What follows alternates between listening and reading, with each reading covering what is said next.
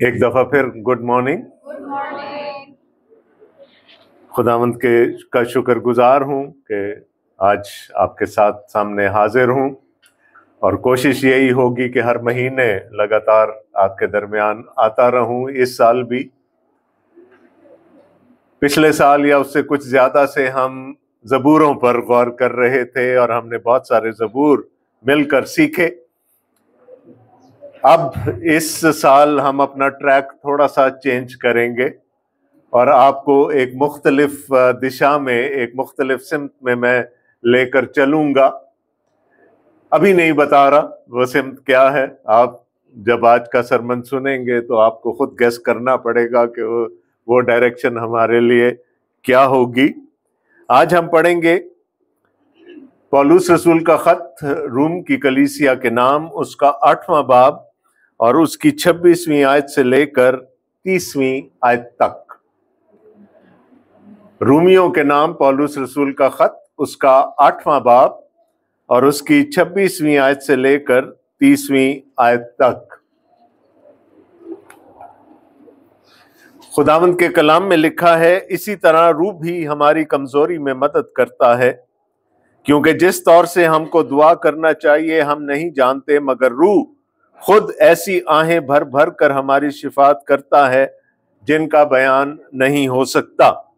اور دلوں کو پرکھنے والا جانتا ہے کہ روح کی کیا نیت ہے، کیونکہ وہ خدا کی مرضی کے موافق مقدسوں کی شفاعت کرتا ہے۔ اور ہم کو معلوم ہے کہ سب چیزیں مل کر خدا سے محبت رکھنے والوں کے لیے بھلائی پیدا کرتی ہیں، یعنی ان کے لیے جو خدا کے ارادہ کے موافق بلائے گئے، کیونکہ جن کو اس نے پہلے سے جانا ان کو پہلے سے مقرر بھی کیا کہ اس کے بیٹے کے ہم شکل ہوں، تاکہ وہ بہت سے بھائیوں میں پہلوٹا ٹھہرے۔ اور جن کو اس نے پہلے سے مقرر کیا ان کو بلایا بھی، اور جن کو بلایا ان کو راست باز بھی ٹھہرایا، اور جن کو راست باز ٹھہرایا ان کو جلال بھی بخشا۔ آمین۔ ایک پریچر نے، ایک وائز نے ایک دفعہ کہا کہ موت کے بعد اگر مجھے اپنے ساتھ ایک کتاب لے جانے کی اجازت ہو تو میں بائبل مقدس اپنے ساتھ لے جانا چاہوں گا۔ اور انہوں نے کہا اگر ایک کتاب لے جانے کی اجازت نہ ملے اور اس کتاب میں سے، بائبل مقدس میں سے کوئی ایک کتاب لے جانے کی مجھے اجازت ملی تو میں یقیناً رومیوں کا خط اپنے ساتھ لے کر جاؤں گا۔ اور انہوں نے کہا کہ اگر مجھے ایک پوری کتاب بھی لے جانے کی اجازت نہ ملی اور ایک باب لے جانے دیا گیا تو وہ یقیناً رومیوں کے خط کا 8واں باب ہوگا۔ یہ اس کتاب کی اور اس خط کی اور اس باب کی اہمیت ہے، جس میں سے ابھی چند آیات میں نے آپ کے سامنے پڑھی۔ اگر آپ مسیحیت کو جاننا چاہتے ہیں، کرسچینٹی کے بارے میں جاننا چاہتے ہیں، تو پھر رومیوں کے خط کا مطالعہ آپ کے لیے ضروری ہے۔ اور پھر اس پورے خط میں سے جو ایک نگینہ ہے ہمارے لیے، وہ رومیوں کا 8 باب ہے، جس میں پوری مسیحی الہیات سمو دی گئی ہے، اور ایسا صرف پولس رسول ہی کر سکتے ہیں۔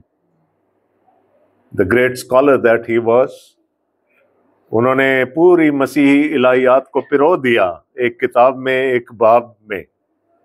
اور اس باب میں سے چند آیات میں نے آپ کے سامنے ابھی تلاوت کی ہیں، اور ان آیات کو سمجھنے کے لیے میں آپ کو الٹا لے کر چلوں گا۔ الٹا لے کر چلنے سے میری مراد ہے کہ ہم 29ویں اور 30ویں آیت سے شروع کریں گے اور پھر 26ویں آیت کی طرف آئیں گے، لیکن ایسا کرنا ہماری سمجھ کے لیے نہایت ضروری ہے۔ 3 چیزیں آپ کے سامنے میں رکھنا چاہوں گا اس حوالے سے، جو 4-5 آیات میں نے آپ کے سامنے پڑھی۔ سب سے پہلے، ایک ایماندار کی زندگی میں خدا کا مقصد، یہ ہم دیکھیں گے 29ویں اور 30ویں آیت میں کہ ہماری زندگیوں میں خدا کا مقصد کیا ہے، وہ کیا چاہتا ہے ہم سے۔ پھر ہم 28ویں آیت پہ آئیں گے، میں نے کہا ہم پیچھے کی طرف چلیں گے، 28ਵੀं आयत में आएंगे और हम देखेंगे कि उस मकसद को पूरा करने के लिए खुदा की परवरदिगारी क्या है, खुदा की प्रोविडेंस क्या है, वो किस तरह से हमारे लिए मुहैया करता है। और फिर हम तीसरे हिस्से में यानी 26वीं और 27वीं आयतों में देखेंगे कि उस मकसद को पूरा करने के लिए खुदा खुद हमारे लिए शिफात करता है, दुआ करता है। तो हम देखेंगे खुदा का मकसद, खुदा की परवरदिगारी और खुदा की शिफात। ये तीन चीजें हैं जो इस हवाले से मैं आपके सामने रखना चाहूंगा। तो पहले हम शुरू करते हैं 29वीं आयत से और हम देखेंगे कि हमारी जिंदगियों में, एक ईमानदार की जिंदगी में खुदा का मकसद क्या है। 29वीं आयत में लिखा है, क्योंकि जिनको उसने पहले से जाना उनको पहले से मुकर्रर भी किया कि उसके बेटे के हम शक्ल हों, ताकि वो बहुत से भाइयों में पहलौठा ठहरे।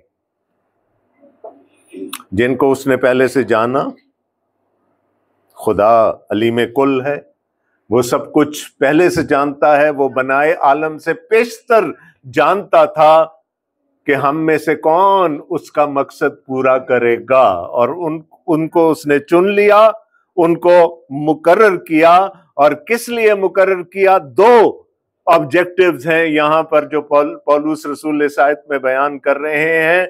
एक जो दूसरा है उसको मैं पहले बयान करूंगा। वहां लिखा है कि उसके बेटे के हम शक्ल हो, ताकि वो बहुत से भाइयों में पहलौठा ठहरे। पहला मकसद मसीह का जलाल है। खुदा अपने बेटे को जलाल देना चाहता है। देखा, वो सब भाइयों में पहलौठा ठहरे। ही शुड हैव सुप्रीमेसी, वो सबसे ऊपर हो। वो अपने बेटे को जलाल देना चाहता है और ये उसका मकसद है। लेकिन उसका एक और मकसद मेरे और आपके लिए भी है, और पौलुस रसूल कहते हैं कि हम उसके बेटे के हम शक्ल हो।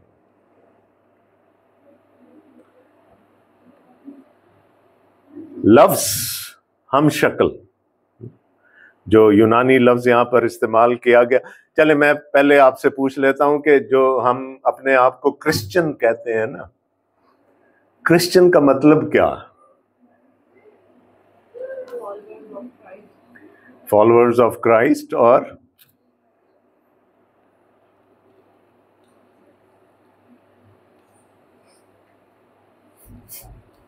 क्या होता है Christian ji? Reflection of Jesus. ठीक है, बिल्कुल सही है। क्रिश्चियन का मतलब है छोटे मसीह, कॉपियां, मसीह की कॉपियां। अभी कुछ दिनों के बाद हमारे मुल्क में आईसीसी की चैंपियंस ट्रॉफी होने वाली है, यानी क्रिकेट की चैंपियंस ट्रॉफी होने वाली है। 8 टीमें आएंगी, खेलेंगी, और इतनी बड़ी ट्रॉफी होती है ना। और सेरेमनी में वो ट्रॉफी दी जाती है जीतने वाली टीम को, लेकिन वो ट्रॉफी जीतने वाली टीम के साथ नहीं जाती। उसकी एक छोटी कॉपी, उसका रेप्लिका जाता है जीतने वाली टीम के साथ। तो यूं याद रखिए कि हम सब मसीह के रेप्लिकास हैं। हम असल नहीं हैं, लेकिन असल जैसे हैं। और ये हमारी जिंदगी में खुदा का मकसद है कि हम सब मसीह के हम शक्ल हों। इफिसियों के खत के 4 बाब में पौलुस रसूल कहते हैं, ताकि हम सब मसीह के कद के अंदाजा तक बढ़ सके। हमने मसीह के जैसा बनना है, हमें उसके हम शक्ल होना है। अब इसके 2 डायमेंशंस हो सकती हैं, 2 जहतें हो सकती हैं इस बात की। एक आज और अभी के लिए कि मैंने और आपने मसीह के जैसे बनना है, कोशिश करनी है कि हम मसीह के जैसे बन सकें। फिलिपियों के खत में पौलुस रसूल कहते हैं कि वैसा ही मिजाज रखो जैसा मसीह यस्सु का भी था। We have to have the mind of Christ. हमें मसीह की तरह सोचना है, हमें मसीह की तरह चलना है, हमें मसीह की तरह काम करना है। ये तो इस दुनिया में है, और इसको अगर मैं एक लफ्ज में बयान करना चाहूं तो वो होगी डिसाइपलशिप, शागिर्दियत। हमें मसीह की शागिर्दियत करनी है ताकि हम उसके जैसे बन सके। गलतियों के खत में पौलुस रसूल कहते हैं, अब मैं जिंदा ना रहा। कौन मुझ में जिंदा है? मसीह मुझ में जिंदा है। जो पौलुस को देखते हैं उनको पौलुस नजर नहीं आता, उनको कौन नजर आता है? मसीह नजर आता। ये पौलुस की जिंदगी का नस्बुल-ऐन था, और यही मेरी और आपकी जिंदगी का नस्बुल-ऐन भी होना चाहिए, that we have to become like Christ.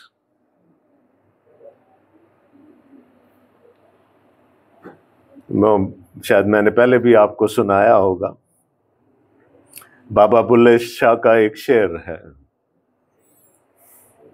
कहते हैं, रांझा रांझा कर दी नी मैं आपो रांझा होई, सदो नी मैनू दीदो रांझा हीर ना आखे कोई।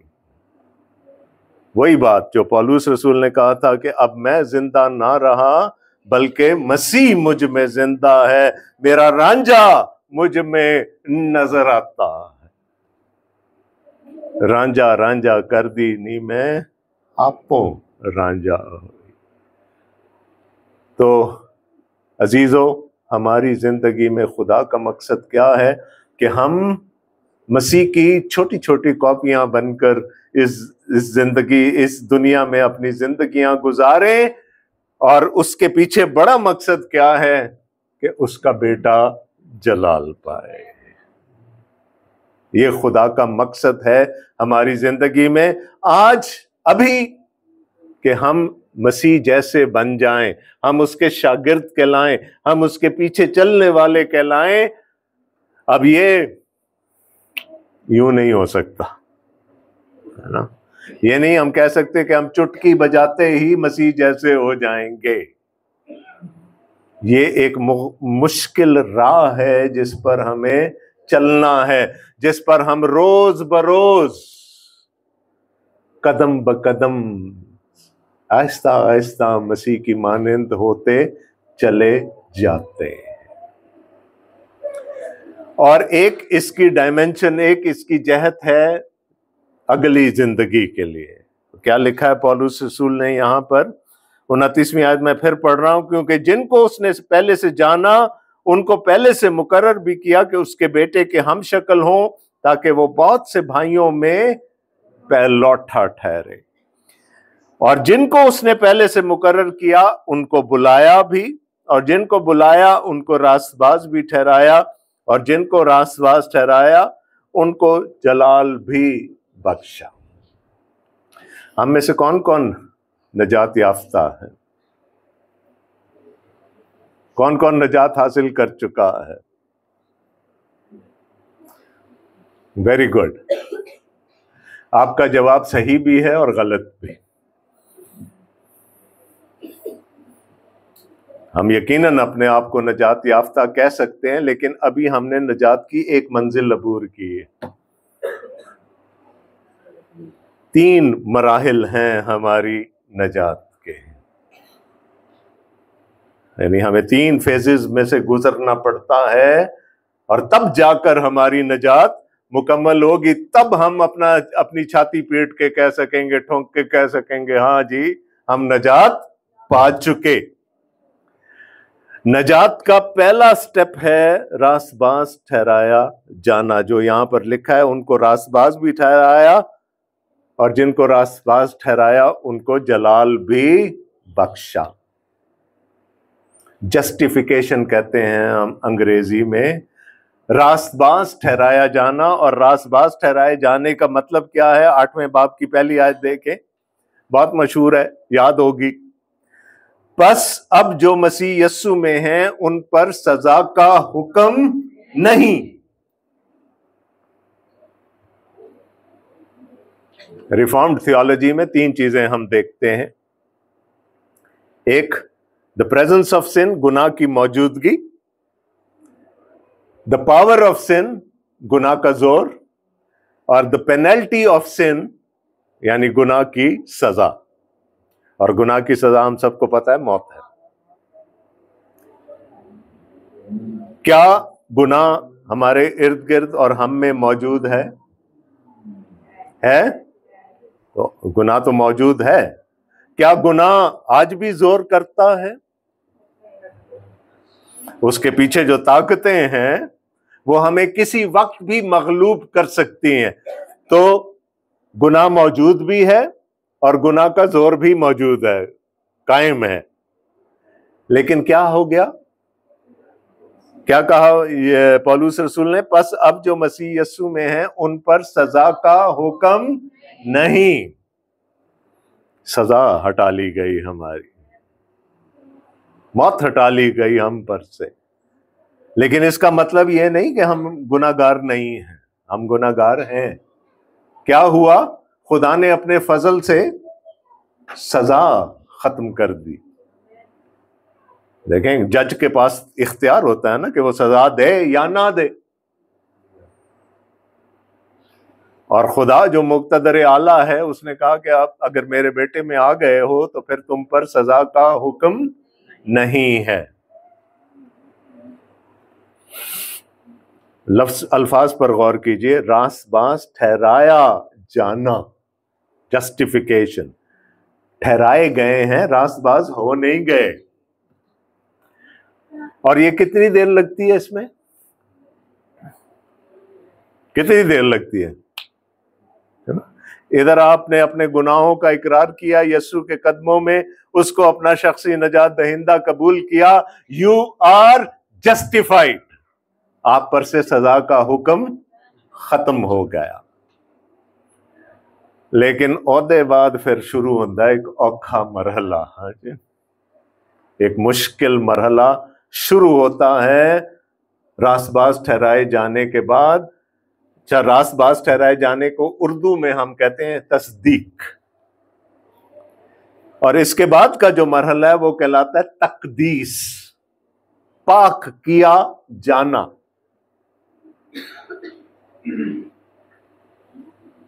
اور اس کو انگریزی میں ہم کہتے ہیں سینکٹیفیکیشن.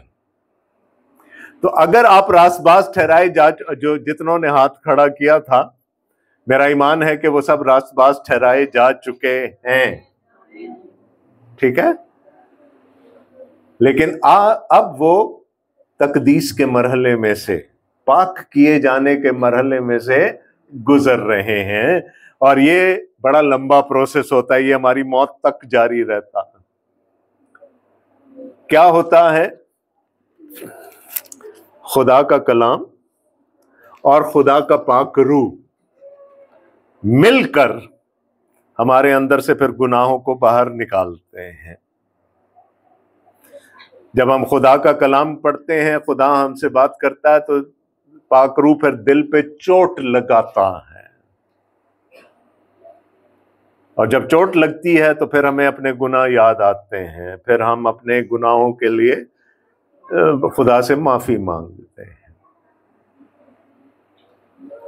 اور میں ہمیشہ اس کے لیے سونے کی مثال دیتا ہوں. سونا ایز گولڈ، ٹھیک ہے، دھات جو ہے سونا، ابھی بھی کافی نظر آ رہا ہے مجھے ادھر ادھر. سونا جب پہاڑوں میں سے نکالا جاتا ہے تو اس میں بہت گندگی ہوتی ہے، وہ ہمارے کسی کام کا نہیں ہوتا. اس کو پاک کرنے کا آج بھی وہی طریقہ ہے جو صدیوں پہلے بھی تھا. اس کو آگ پہ کسی برتن میں آگ پر رکھ دیا جاتا ہے، اور آگ کی حدت سے آہستہ آہستہ وہ سونا پگھلتا ہے. کسی نے رو سے گڑ بنتے دیکھا ہے؟ نا کیا ہوتا ہے، رو میں جتنی گندگی ہوتی ہے وہ اوپر آنا شروع ہو جاتی ہے۔ اسی طرح جب سونا ابلتا ہے تو وہ اس کے اندر جتنی علائشیں ہوتی ہیں، جتنی گندگی ہوتی ہے، وہ اوپر آنا شروع ہو جاتی ہے۔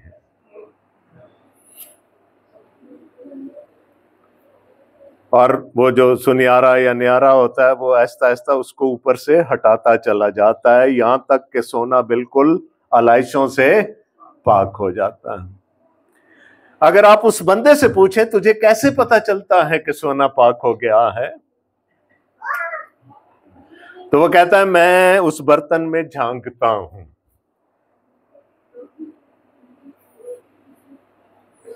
اور جب مجھے اپنی شکل صاف نظر آ جاتی ہے اس سونے میں، اس پگھلے ہوئے سونے میں، تو میں سرٹیفکیٹ دے دیتا ہوں کہ یہ سونا اب پاک ہو چکا۔ اسی طرح ہمارا جو سنیارا اوپر بیٹھا ہوا ہے، وہ بھی جب ہم اس کے پاس آتے ہیں تو بڑی کالک ہوتی ہے، اندر بڑی گندگی ہوتی ہے، وہ ہمیں بھی کڑھائی پہ ڈال کے ہمیں بھی چولہے پہ رکھ دیتا،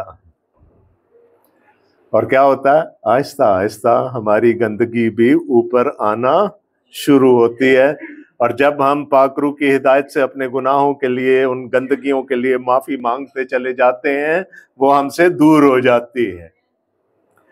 اگر آپ اس سے پوچھیں گے کہ تجھے کیسے پتا چلے گا کہ کوئی پاک ہو گیا ہے کہ نہیں، وہ بھی یہی کہے گا کہ میں نیچے دیکھتا ہوں، اگر مجھے اپنی صورت نظر آ جائے اس میں تو سمجھ لو کہ وہ پاک ہو گیا۔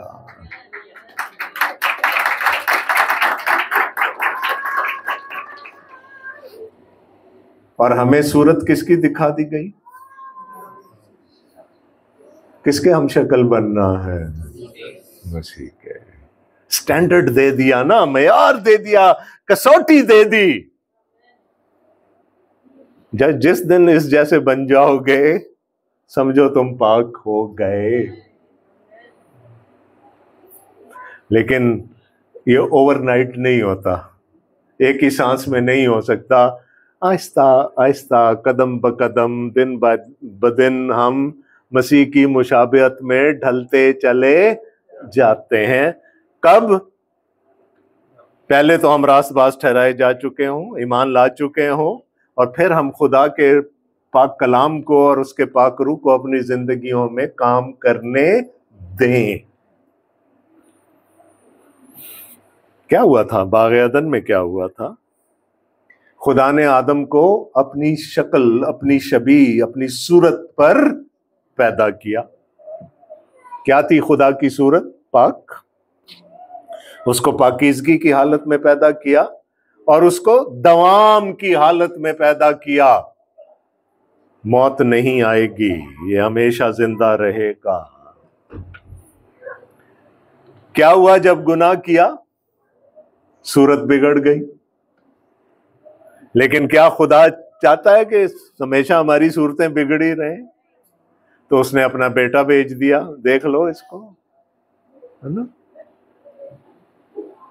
اور کلام مجسم ہوا اور فضل اور سچائی سے معمور ہو کر ہمارے درمیان رہا، اور ہم نے اس کا ایسا ہی جلال دیکھا جیسا باپ کے دیکھ لیا ہم نے کہ یہ انسان نہیں ہے، ایک کوئی اور ہی چیز ہے جی۔ تو اس کی صورت پر ہمیں ڈھلتے چلے جانا ہے، اور اگر ہم اس سینکٹیفیکیشن کے پروسیس میں سے، تقدیس کے پروسیس میں سے گزر جائیں، تو پھر ہمارے لیے کیا رکھا ہے؟ جلال۔ کیا لکھا ہے؟ جن کو راست باز ٹھہرایا ان کو جلال بھی بخشا۔ یہ ہماری نجات کا آخری مرحلہ ہے، جس کو ہم گلوریفیکیشن کہتے ہیں، تجلی کہتے ہیں، جلال پانا کہتے ہیں۔ یہ کب ہوگا؟ جب ہمارا خداوند ہمیں دوبارہ لینے آئے گا، ہم اس کے ساتھ اس کے جلال میں داخل ہو جائیں گے۔ کیا ہوگا؟ ابھی جب ہم مرتے ہیں تو ہمارے جسم تو زمین میں چلے جاتے ہیں، ہماری روحیں خداوند کے پاس چلی جاتے ہیں، لیکن ہماری نجات کیا ہے کہ ہمارے بدن مخلصی پائیں. اور بدن کب مخلصی پائیں گے؟ جب نکارہ پھونکا جائے گا، جب میرا اور آپ کا مسیحا دوبارہ آئے گا اور ہم کو جلالی بدنوں کے ساتھ اٹھایا جائے گا. سب سے پہلے کس کے ساتھ ہوا یہ؟ خداوند یسوع مسیح کے ساتھ. مر گیا، مردوں میں سے جی اٹھا. کس بدن کے ساتھ جی اٹھا؟ جلالی. تو جب بہت سارے جلالی ہو جائیں گے تو پھر مسیح سب میں سے، سب بھائیوں میں پہلوٹا ٹھہرے گا اور مسیح کو جلال ملے گا. وہ پہلا تھا نا، وہ پہلا پھل تھا، وہ پہلا تھا جو جلالی بدن پا چکا، اور ہم بھی اس کی طرح جلالی بدن پائیں گے اور وہ ہم سب میں پہلوٹا کہلائے گا. تو خدا کا مقصد کیا ہے؟ اس دنیا میں ہم مسیح جیسے ہوں، اس کی کریکٹرسٹکس کو اپنائیں، اور اگلی زندگی میں ہم مسیح کے ساتھ جلال پائیں، اس کے ساتھ جلالی بدن میں شریک ہوں. لیکن میں نے آپ کو بتایا اس کے لیے پہلے تھوڑے سے پاپڑ بیلنے پڑیں گے.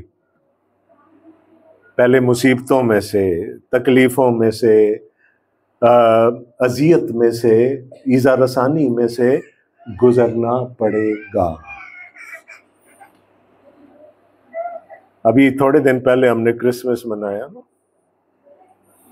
کتنے ہمارے مسلمان دوستوں نے ہمیں میری کرسمس کہا؟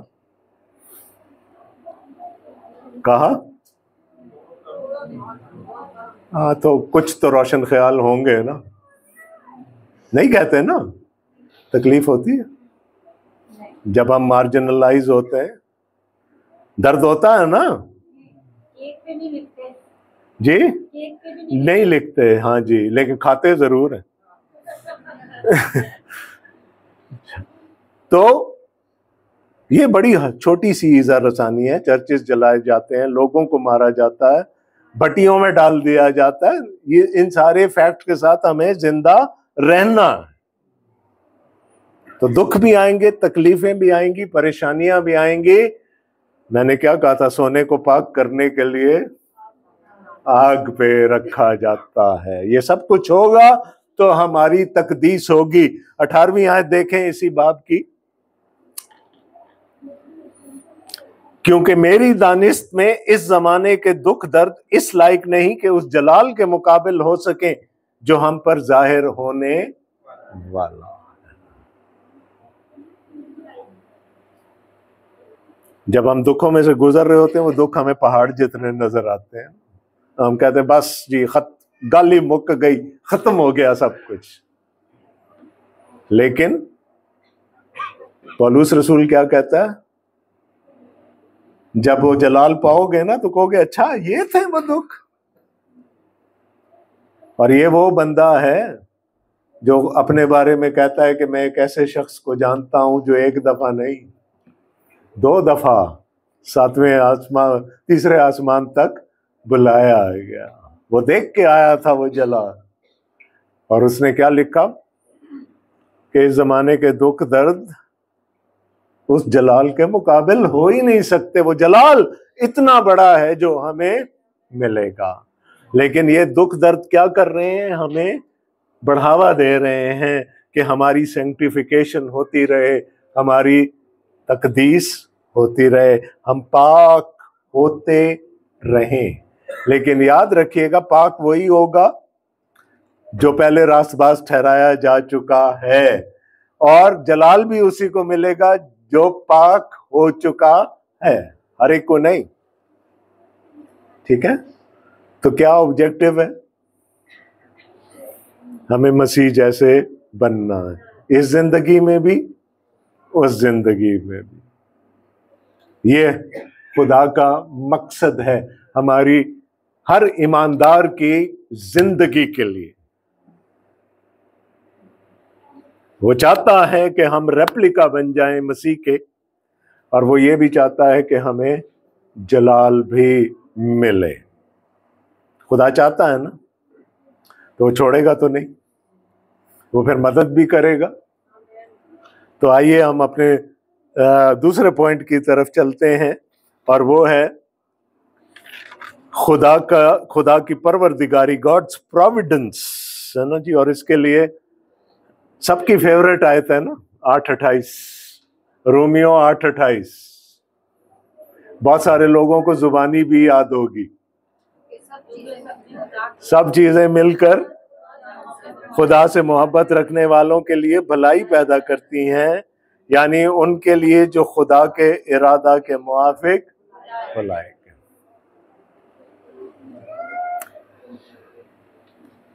سوال پوچھ لیتا ہوں, عادت سے مجبور.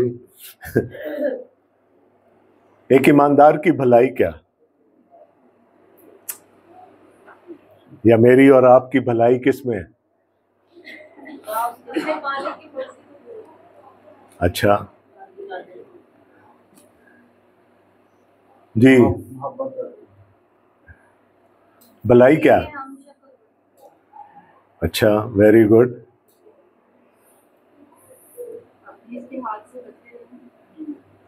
اس آیت کو بڑا غلط استعمال کیا جاتا ہے, اس کو اٹھا کے نکال کے باہر, اور اس کے جو معنی لیے جاتے ہیں وہ سب غلط ہیں. ایماندار کی بھلائی یہ نہیں ہے کہ اب مجھے 1000 گز کے گھر میں رہنا.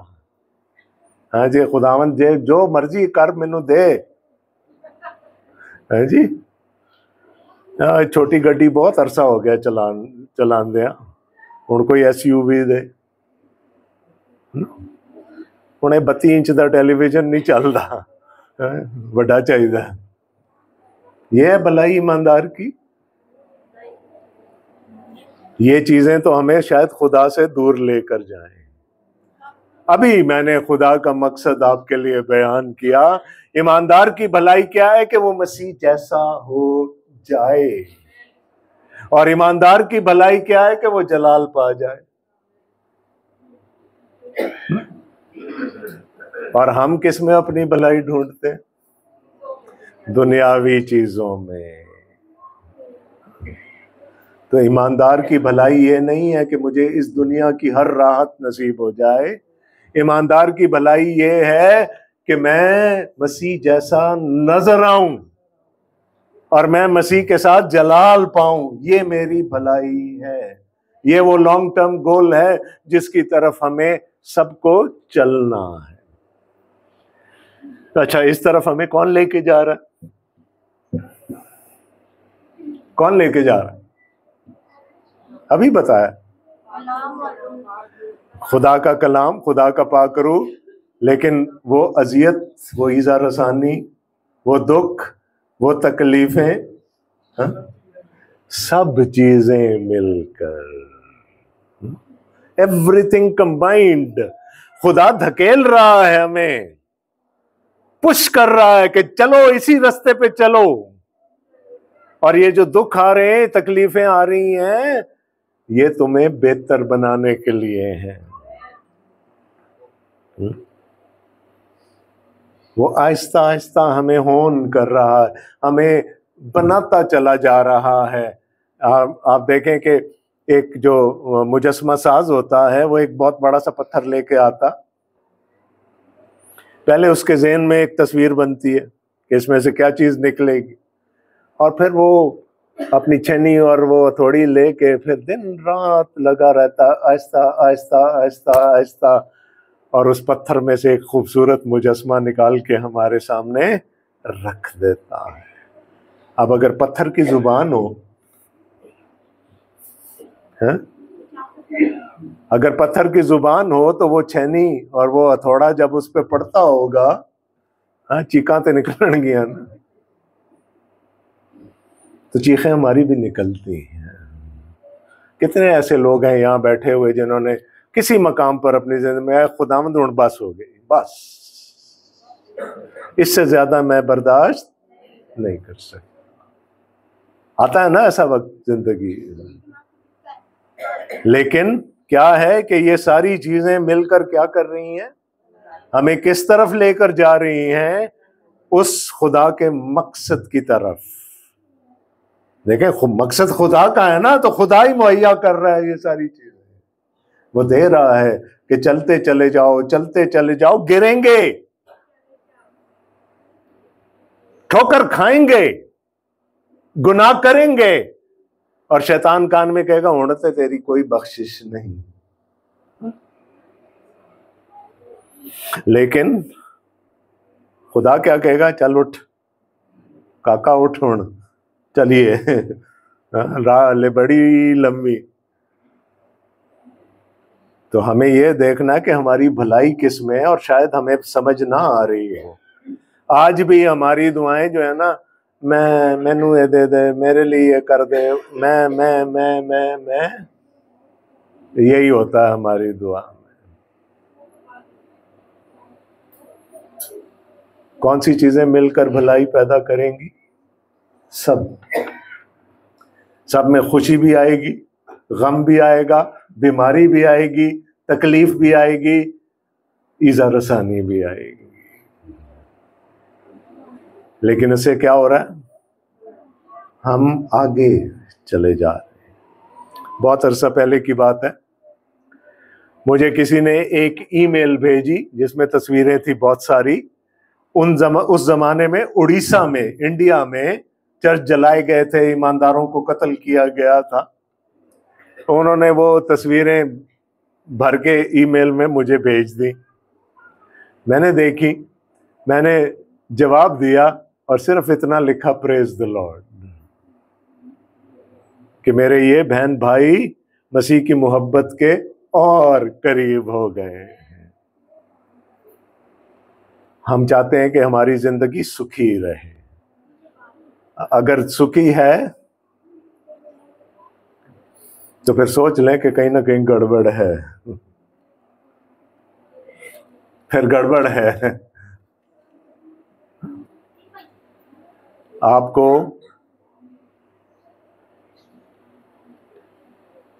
ایک دفعہ ایک جگہ میسج کے بعد ہم بیٹھے ہوئے تھے، تو ایک بھائی نے کہا، بزرگ تھے، شکر ہے اے آپس ہی لڑتے رہتے نے، ساڈے وال دھیان نہیں۔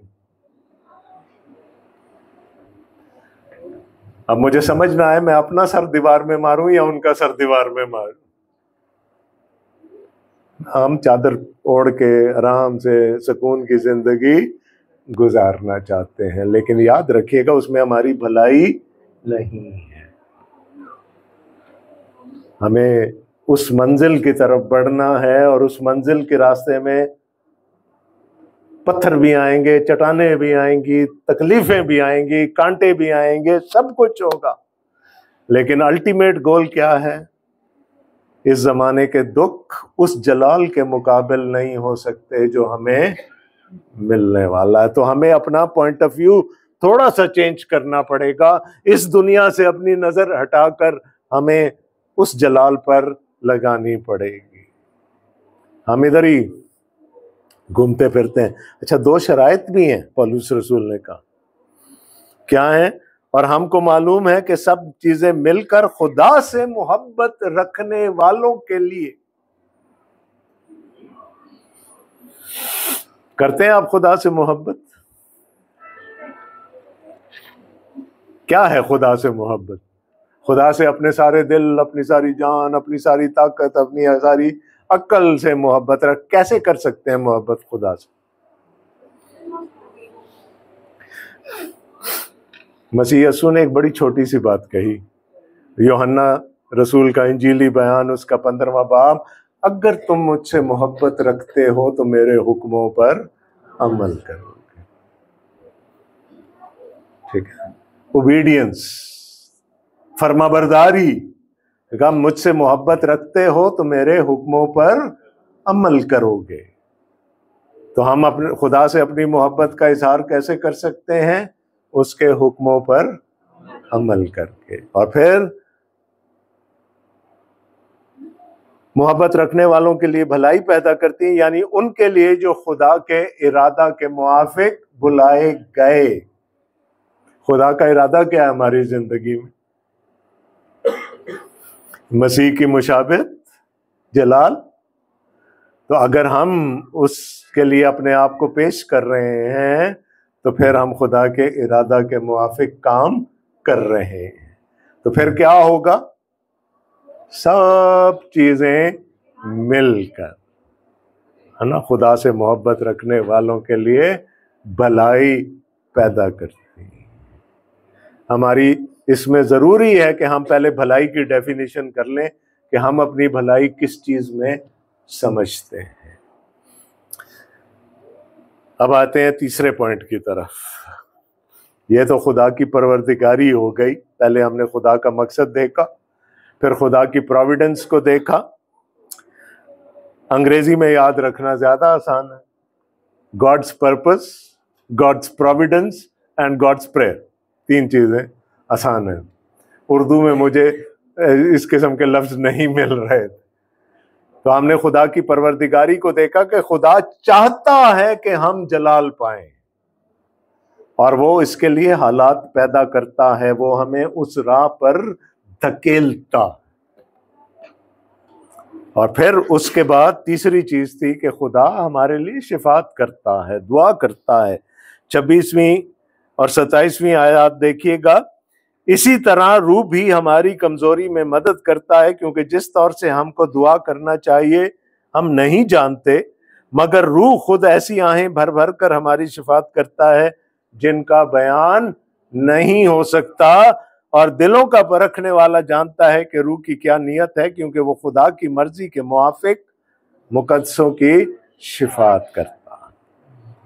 یہاں لکھا ہے کیونکہ جس طور سے ہم کو دعا کرنی چاہیے ہم نہیں آتی دعا کرنی ہمیں،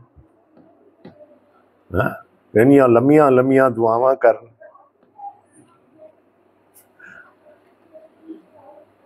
جی آتی ہے دعا کرنی؟ نہیں آتی؟ پولس رسول کہہ رہے نہیں آتی۔ جس طور سے ہم کو دعا کرنی چاہیے وہ ہم کو نہیں آتے۔ یسوع کے شاگرد لوکا 11 باب اس کی پہلی آیت میں یسوع دعا کر رہا تھا، جب دعا ختم کی تو اس کے شاگرد اس کے پاس آ گئے، اے خداوند ہم کو دعا کرنا سکھا۔ نہیں آتی تھی ان کو دعا، سارے یہودی تھے، کم از کم دن میں 3 دفعہ دعا کرتے تھے ہیکل کی طرف منہ کر کے، ہے نا، ان کا قبلہ تھا ہیکل، دن میں 3 دفعہ کم از کم دعا کرتے تھے وہ۔ اور وہی شاگرد کہہ رہے ہیں کہ ہمیں دعا کرنا سکھا، یعنی نہیں آتی۔ یہ نہیں ہے کہ ان کو دعا کرنا نہیں آتا تھا، ان کے کہنے کا مقصد تھا اے خداوند ہمیں اپنی طرح سے دعا کرنا سکھا، جیسی دعا تو کرتا ہے ویسی دعا کرنا سکھا۔ ان کو یسوع کی دعا میں کوئی فرق نظر آیا، انہوں نے کہا اب ہمیں ایسی ہی دعا کرنا چاہیے اور ہمیں سکھا۔ تو یسوع نے پھر ان کو دعائے ربانی سکھائی۔ تو دعائے ربانی کیسے شروع ہوتی ہے؟ اے ہمارے باپ تو جو آسمان پر ہے، کس کا نام پاک مانا جائے؟ تیرا۔ آگے کیا ہے؟ تیری۔ ہاں جی آگے کیا ہے؟ تیری مرضی جیسے آسمان پر پوری ہوتی ہے۔ تو ہم تو شروع میں سانس بھی نہیں لیتے، میں میرے لیے یہ کر، مجھے یہ دے، ہیں جی، اور ڈکٹیشن دیتے ہیں خدا کو۔ مجھے کلام میں سے 2 دعائیں بڑی پسند ہیں، اور دونوں دعائیں مریموں کی ہیں۔ ایک یسوع کی ماں مریم کی، کانا گلیل کی شادی میں ختم ہو گئی کیا کہا مریم نے یسوع کے پاس جا کے؟ میں ختم ہو گئی. یہ نہیں کہا جا بازاروں میں کوئی دکان کھولی ہے تو پڑھ لیا. یہ نہیں کہا جا گوانڈیاں کو لو پوچھ. ہم تو خدا کو جب تک طریقہ نہ بتا دیں ہماری دعا ختم نہیں ہوتی. تو پھر بنا پانی میں کتنی سی دعا تھی؟ میں ختم ہو گئی. اس کو پتا تھا یہ جس کا بیٹا ہے نا یہ کر لے گا. دوسری دعا وہ مرتھا کی بہن مریم کی تھی.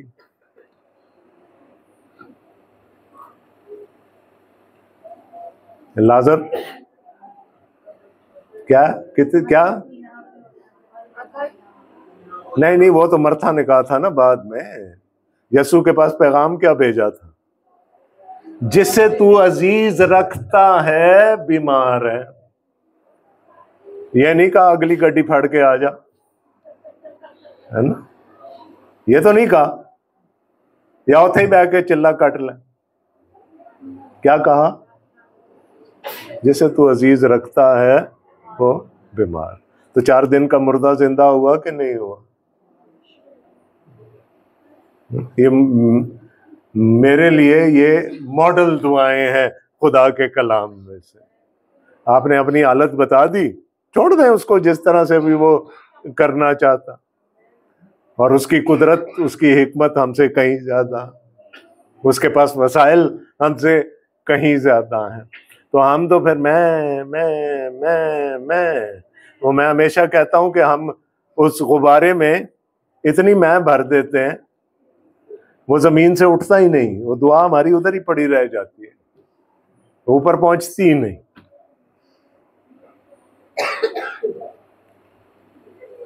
تو کیا کہہ رہے ہیں؟ یسوع کو کیا کہا شاگردوں نے؟ ہمیں اپنے جیسی دعا کرنا کھا. اور یسوع نے سکھا دیا. ہماری زندگی میں بہت سارے مراحل آتے ہیں جہاں پر ہمیں نہیں پتا ہوتا کیا مانگنا. پالوس رسول کی زندگی میں بھی ایسا ایک مقام آیا. میرے ساتھ دیکھیے فلپیوں کا خط، اس کا 1 باب اور اس کی 22ویں سے 24ویں آیت تک میں آپ کے لیے پڑھ رہا ہوں.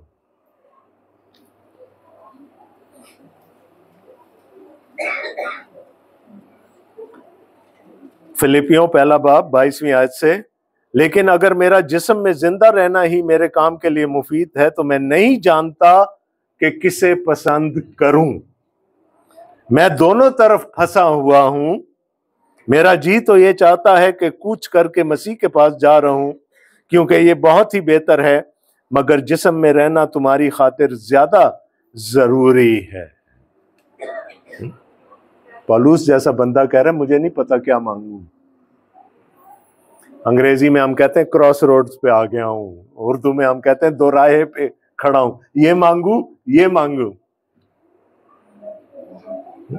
وہ کہتا ہے دل تو چاہتا ہے کہ میں مسیح کے پاس چلا جاؤں کوچ کر کے، یہ میرے لیے بہت بہتر ہے، لیکن دوسری طرف جب میں اپنی خدمت کو دیکھتا ہوں، اپنے لوگوں کی طرف دیکھتا ہوں، تو پھر شاید میرا جسم میں رہنا ضروری ہے. ایسے موقع آتے ہیں زندگی میں جہاں پر ہمیں نہیں پتا ہوتا کہ کیا مانگنا ہے.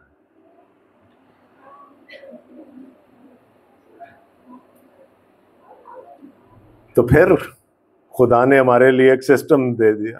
بھلائی پیدا کرنی ہے نا ہمارے لیے، ہمیں جلال بخشنا ہے، تو اس نے اپنا پاک روح دے دیا. اب ہم کچھ مانگ رہے ہوتے ہیں، پاک روح اندر سے کچھ اور مانگ رہا ہوتا ہے. ہم منہ سے کہہ رہے ہوتے ہیں خدا بندہ ایک بڑی گڈی تے دے، وہ اندر سے کہتا ہے اے چبلا ماردا ہے دی نہ سنی.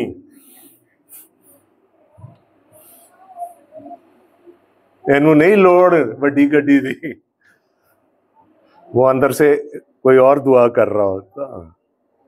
لیکن وہ خدا کی طے کی باتیں جانتا ہے، اس کو پتا ہے خدا کا ہماری زندگی کے لیے ارادہ کیا ہے.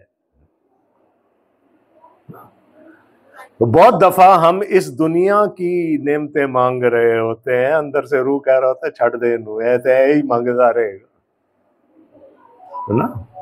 وہ خدا کے ارادہ کے موافق ہمارے لیے مانگتا ہے۔ ہم چاہتے ہیں کہ جی باہر جا کر پڑھ لیں، ویزا ہی نہیں لگتا۔ کیا ہوا؟ آپ کی مرضی تو پوری نہیں ہوئی، کس کی مرضی پوری ہو گئی؟ خدا کی۔ میرے ایک بھائی ہیں، بڑے اچھے مسیح میں خادم ہیں، لاہور میں ہوتے ہیں، اپنا چرچ ہے ان کا۔ میں جب بھی لاہور جاتا ہوں میں کوشش کرتا ہوں کہ ان کے چرچ میں جا کر پیغام دوں۔ کچھ عرصہ پہلے ان کا فون آیا، وہ جاب بھی کرتے ہیں، میری طرح جاب بھی کرتے ہیں، خدمت بھی کرتے ہیں، اپنا چرچ بھی سنبھالتے ہیں۔ تو ان کا فون آیا کہ جی مجھے جاب سے سسپینڈ کر دیا گیا، تو میرے لیے دعا کرو۔ میں نے کہا اچھا۔ وہ 2 ہفتے بعد میں نے کال کی، میں نے کہا جی ہو گئی بحالی؟ کہتے ہیں نہیں ابھی نہیں۔ میں نے کہا تو پھر یہ دعا کرنا چھوڑ دیں کہ خدا آپ کا جاب بحال کر دے، اب سے یہ دعا کرنا شروع کر دیں کہ خداوند تیری مرضی میرے لیے کیا ہے۔ میں نے کہا ہو سکتا ہے خدا چاہتا ہو کہ آپ جاب چھوڑ کر فل ٹائم خدمت میں آ جائیں۔ کچھ دنوں کے بعد پھر بات ہوئی فون پہ، تو انہوں نے کہا جی وہ میں بحال ہو گیا لیکن انہوں نے کہا جب سے میری آپ سے بات ہوئی تھی میں نے پھر خدا سے جاب کی بحالی نہیں مانگی، میں نے یہ مانگا کہ تیری مرضی میری زندگی میں پوری، اور خدا نے مجھے بحال کر دیا۔ تو بہت دفعہ ہمیں نہیں پتا ہوتا۔ خداوند یسوع مسیح نے بھی کہا تھا نا کہ تم میں سے کون ہے ایسا کہ جس کا بیٹا مچھلی مانگے اور وہ اس کو سانپ دے۔ ہمیں نہیں پتا ہوتا کہ ہم کیا مانگ رہے۔ ایک مثال آپ کو دیتا ہوں، پولس رسول کی مثال تو ہم نے دیکھ لی۔ متی 20 باب اور مرکز 10 باب میں ایک واقعہ درج ہے۔ 2 شاگرد خداوند یسوع مسیح کے پاس آئے، دونوں بھائی تھے، زبدی کے بیٹے یعقوب اور یوحنا، اور متی کہتا ہے اپنی ماں کو بھی لے آئے، یسوع کی خالہ کو بھی ساتھ لے آئے، ہے نا، کزنز تھے آپس میں۔ انہوں نے کہا ہم تجھ سے ایک درخواست کرنا چاہتے ہیں۔ اس نے کہا کرو، بس اتنا بخش دینا کہ جب تو اپنی بادشاہی میں آئے ہم میں سے ایک تیرے دہنے اور دوسرا تیرے بائیں بیٹھے۔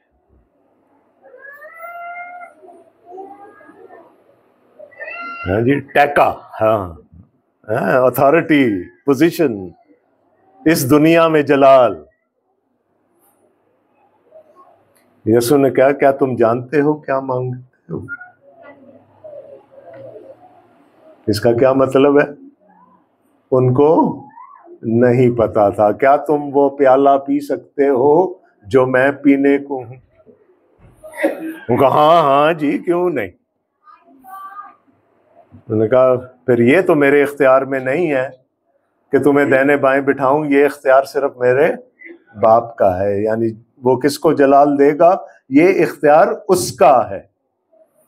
ہاں اتنا میں وعدہ کرتا ہوں کہ جو پیالہ میں پینے کو ہوں تم بھی پیو گے۔ تو پھر پیا انہوں نے، جس طرح یسوع نے اذیت برداشت کی، جس طرح یسوع نے موت برداشت کی، سارے شاگردوں کو باری باری ویسا ہی کرنا پڑا۔ اور جب ہمارا مالک دکھ اٹھا سکتا ہے تو پھر ہم کیوں نہیں اٹھا سکتے؟ کیا ہے اس زمانے کے دکھ درد ہمیں کدھر لے کے جا رہے ہیں؟ جلال کی طرف۔ تو خدا نے، چونکہ مقصد خدا کا ہے، تو اس نے وسائل بھی مہیا کر دیے، سب چیزیں مل کر، ہے نا، کیا کر رہی ہیں؟ ہمیں اس بڑے آبجیکٹو کی طرف لے کر جا رہی ہیں۔ اور نہ صرف یہ، بلکہ اس نے ایک مددگار اندر بٹھا دیا، جہاں ہماری دعا ادھر ادھر چوکتی ہے خدا کی مرضی سے، وہ کیا کہتا ہے؟ چھڈے نو اے دی نہ سنی، کیونکہ یہ نہیں جانتے کہ یہ کیا مانگتے۔ تو یہ نعمت ہے ہمارے لیے یا کوئی پیرا بٹھایا ہوا ہے خدا نے؟ نعمت ہے نا، کیونکہ اینڈ ریزلٹ کیا ہونے جا رہا ہے؟ جلال۔ تو یہ استحقاق ہے ہمارا، پریویلیج ہے ہماری کہ پاک روح ہماری تصحیح کر دیتا، ہمیں پتہ بھی نہیں چلتا، وہ اندر اپنی دعا کر رہا ہوتا، انہیں اپنا علیحدہ ہی مسلح ڈایا ہے۔ تو یہ ہمارے لیے ایک سپورٹ ہے، ایک پریویلیج ہے۔ مرکز پہلا باب، ایک کوڑی خداوند یسوع مسیح کے پاس آیا، اور کوڑی آپ جانتے ہیں کوڑ کتنی بری بیماری ہے، اور اس وقت کتنی بری بیماری تھی، اور اس نے کہا کہ آئے خداوند، جھک گیا قدموں میں یسوع کے، اور کہا اے خداوند میں چاہتا ہوں کہ میں پاک صاف ہو جاؤں۔ اتنی سی دعا۔ یسوع نے کہا میں بھی چاہتا ہوں کہ تو پاک صاف ہو جائے۔ یہاں کیا ہوا؟ انسان کی مرضی اور خدا کی مرضی آپس میں مل گئی۔ فی الفور، مرکز لکھتا ہے فی الفور اس کا کوڑ جاتا رہا۔ تو جب ہماری دعا خدا کے ارادہ کے موافق ہوگی، اے خداوند مجھے صبر دے، مجھے حوصلہ دے، تاکہ میں ان دکھوں میں سے، ان تکلیفوں میں سے، اس ایذا رسانی میں سے گزر سکوں، تو پھر وہ دعا قبول ہو جائے گی۔ اگر دعا یہ ہوگی نہیں جنہ بھی جلال دینا ہے تو اتھے ہی دے لے، وہ کی اعتبار اتھے ملے نہ ملے، تو پھر کیا ہوگا؟ اندر سے پاک روح کیا کہہ رہا ہوگا؟ چملا مار دا، نہ سنیے تھی۔ ٹھیک ہے، تو خدا کا مقصد، میں نے آپ کو کہا تھا یسوع جیسا بننا شاگردیت ہے، تو آج آپ سمجھ لیں کہ ڈسائپلشپ 001 کی کلاس تھی آپ کی۔ آئندہ چل کے اگلے مہینوں میں ہم 002 پہ بھی جائیں گے، 003 پہ بھی جائیں گے۔ یاد رکھیے گا خدا کا مقصد ہے ہماری زندگی، یہاں ہم مسیح کے جیسے ہو جائیں اور وہاں ہم مسیح کے ساتھ جلال پائیں۔ اس کے لیے دکھ ہو، تکلیفیں ہو، پریشانیاں ہو، خوشی ہو، غمی ہو، جو کچھ بھی ہے، سب چیزیں مل کر ہمیں اس جلال کی طرف لے کر چل رہی ہیں۔ اور جہاں ہماری دعا چوک جاتی ہے، وہاں پھر اندر بیٹھا ہوا ہے، مانیٹر بیٹھا ہوا ہے چیک کرنے کے لیے۔ تو ہم نے مسیح کا ہم شکل بننا ہے، مسیح کے قد کے اندازہ تک بڑھنا۔ خداوند آپ سب کو بڑی برکت دے۔